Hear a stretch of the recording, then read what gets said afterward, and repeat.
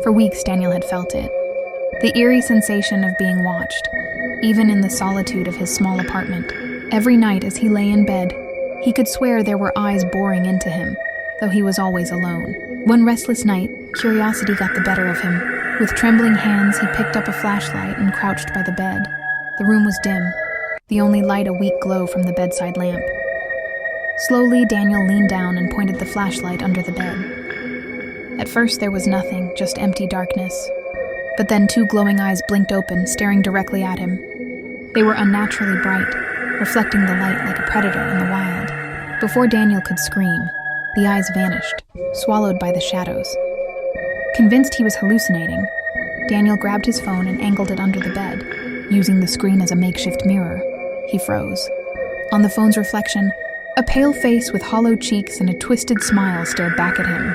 Its lips moved, though no sound came out. Daniel dropped the phone and scrambled back. That night, he barely slept, his eyes fixed on the edge of the bed. Every creak of the wooden floor made his heart race. By morning, he convinced himself it was a trick of the light, or exhaustion.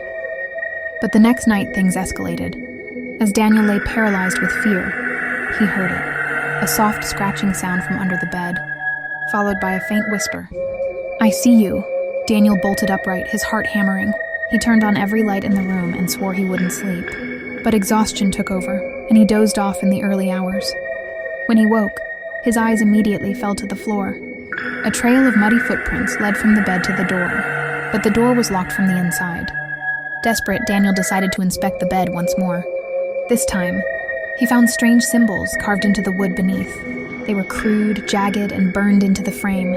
He reached out to wipe them away, and that's when he heard it. A low, guttural laugh right next to his ear. He turned quickly, but the room was empty. The laughter echoed from under the bed now. Louder, almost mocking. Slowly, Daniel backed out of the room, slamming the door shut behind him. The neighbors found Daniel's apartment eerily silent the next day. Inside, his bed was overturned, the mattress torn apart, but he was gone. The only clue left behind was a faint bloody handprint on the floor, leading back to the gaping darkness under the bed. They say if you listen closely in the dead of night, you can still hear laughter echoing from Daniel's empty room.